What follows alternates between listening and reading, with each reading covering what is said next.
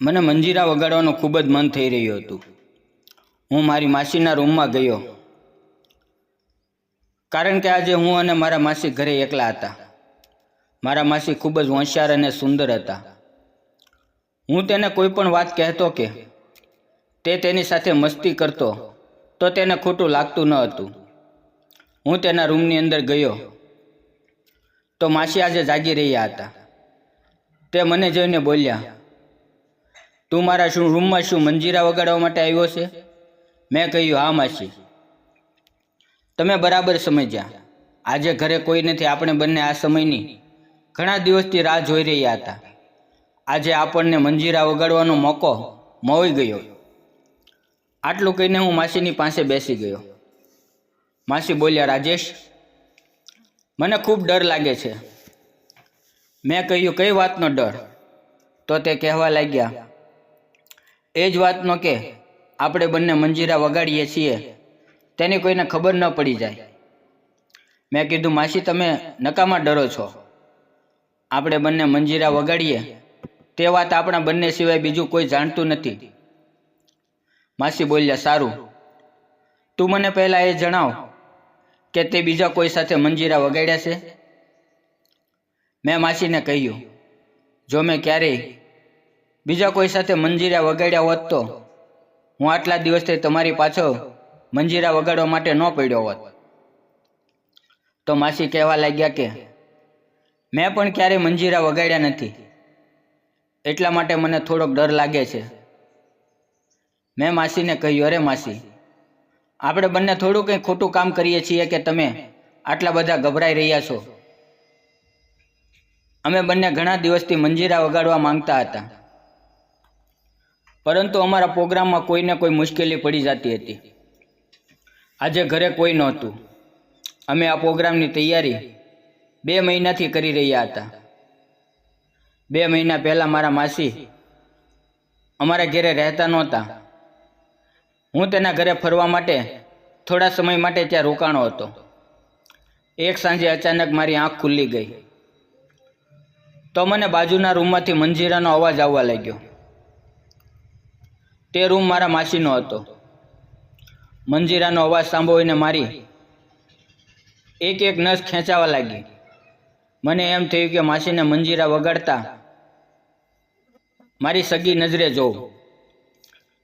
ધીમે ધીમે હું મારા રૂમમાંથી બહાર આવ્યો અને હું મારા માસીના રૂમ પાસે પહોંચ્યો તો તેણે મંજીરા વગાડવાનું બંધ કરી દીધું.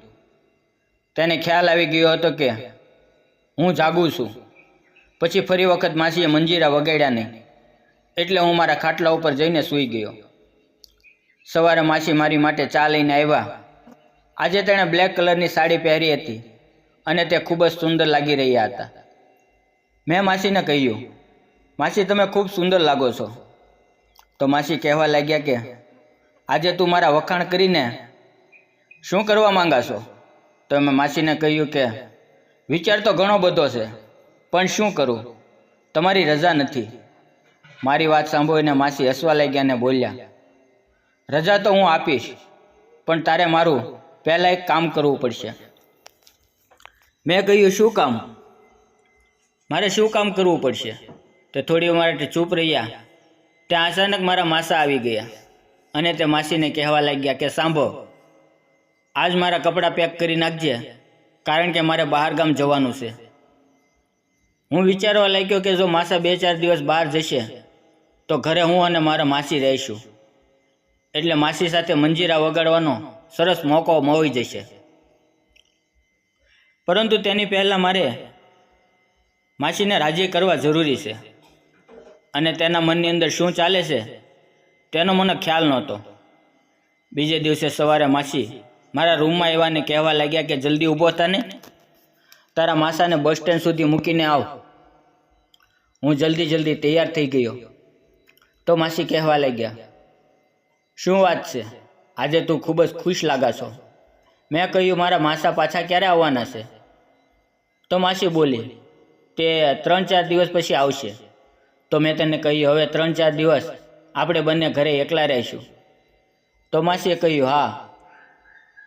હું માસીને કહેવા લાગ્યો કે તો હવે આપણે બંને પાસે ખૂબ સારો મોકો છે. તો માસીએ મારો કાન પકડ્યો અને બોલ્યા, તું સુધરીશ નહીં. હવે જલ્દી જા અને તેને બસ સ્ટેન્ડ ઉપર મૂકીને આવ. તે તારી બહાર રાહ જોઈ રહ્યા છે. હું માસાને સ્ટેશન ઉપર મૂકીને ઘરે આવ્યો તો મને ખૂબ જ ભૂખ લાગી હતી. માસીએ કહ્યું, થોડી વાર રાહ જો, હું તારા માટે જમવાનું બનાવું છું. હું મારા રૂમમાં જઈને બેસી ગયો. થોડી વાર પછી માસી મારા રૂમમાં આવ્યા. તેણે પકોડા બનાવ્યા હતા. થાળી ટેબલ ઉપર રાખી. જ્યારે તે ટેબલ ઉપર થાળી મૂકતા હતા તો પકોડા જોઈને મારા મોઢામાં પાણી આવવા લાગ્યું. મારા માસીના લગ્ન 3-4 મહિના પહેલાં થયા હતા અને તે ખૂબ જ મોટું ખેતર ધરાવતા હતા. પકોડા મૂકીને તે મારી બાજુમાં બેસી ગયા અને મારી સાથે વાતો કરવા લાગ્યા. થોડી વાર પછી તે બહાર જતા રહ્યા. હું પણ તેની પાછો બહાર ગયો. મેં જોયું તો માસી પોતાના રૂમનો દરવાજો બંધ કરીને સૂઈ ગયા હતા. હું તેના રૂમમાં ગયો. માસી એકદમ ઉદાસ થઈને બેઠા હતા. મેં માસીને પૂછ્યું, શું વાત છે? તમે પરેશાન લાગો છો? તો માસીએ કહ્યું, મારી જિંદગી બરબાદ થઈ જશે. હું કોઈને મોઢું દેખાડવાને લાયક નહીં રહું. તો મેં માસીને કહ્યું, તમે મને સાફ કહો, શું વાત છે? પછી જે માસીએ મને કહ્યું તે સાંભળીને હું ખૂબ જ હેરાન થઈ ગયો. તેણે કહ્યું કે થોડા દિવસ પહેલાં હું ખરીદી કરવા માટે મોલમાં ગઈ હતી. મને ત્યાં એક સાડી ખૂબ જ પસંદ આવી. તે સાડી પહેરીને મેં ટ્રાય કરી, પરંતુ ત્યાં કોઈકે મારી વિડીયો બનાવી લીધી. થોડી વાર પહેલાં મને એક અજાણ્યા નંબર ઉપરથી ફોન આવ્યો અને તે મારી પાસેથી 10 લાખ રૂપિયા માંગે છે. જો હું તેને પૈસા નહીં આપું તો તે મારી વિડીયો વાયરલ કરી દેશે. તો મેં માસીને કહ્યું, તમે બિલકુલ ચિંતા ન કરો,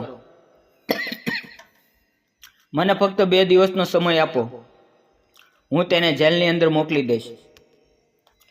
સવારે હું માસીને જણાવેલી દુકાન પર ગયો. હું છોકરી બનીને ગયો હતો. મેં એવો મેકઅપ કર્યો હતો કે મને કોઈ ઓળખી ન શકે. પછી હું ટ્રાય રૂમની અંદર ગયો. મેં ત્યાં ધ્યાનથી ચેક કર્યું તો મને બલ્બની ઉપર એક સિક્રેટ કેમેરો જોવામાં આવ્યો. મેં ત્યાં જ ઊભા રહીને પોલીસને મેસેજ કર્યો. થોડી વારમાં પોલીસ આવી અને તેણે તરત જ દુકાન બંધ કરાવી દીધી અને દુકાનના માલિકને પોતાની સાથે લઈ ગઈ અને ત્યાંથી ઘણી બધી વિડીયો ડિલીટ કરી દીધી. પછી હું ઘરે આવ્યો અને મેં માસીને બધી જ વાત કહી અને કહ્યું કે હવે તમારી પ્રોબ્લેમ ખતમ થઈ ગઈ છે. અને મેં તેને બનેલી દરેક ઘટના જણાવી. તો માસી જોરથી હસવા લાગી. તેને હસતા જોઈને મારું મન ખુશીથી ભરાઈ ગયું અને મેં માસીની વિશે ગલત વિચારવાનું બંધ કરી દીધું. મિત્રો, કોઈ પણ મોલ કે અજાણી જગ્યાએ પોતાના કપડાં ચેન્જ કરતા પહેલાં 100 વાર વિચાર કરવો અને બરોબર નિરીક્ષણ કરવું, પછી જ કપડાં બદલવા. અને જો તમને કોઈ વિડીયો વાયરલ કરવાની ધમકી ભરેલા ફોન કરે તો તરત જ પોલીસને જાણ કરવી. મિત્રો, વિડીયો પસંદ આવ્યો હોય તો વિડીયોને લાઈક અને ચેનલને સબસ્ક્રાઈબ જરૂર કરજો.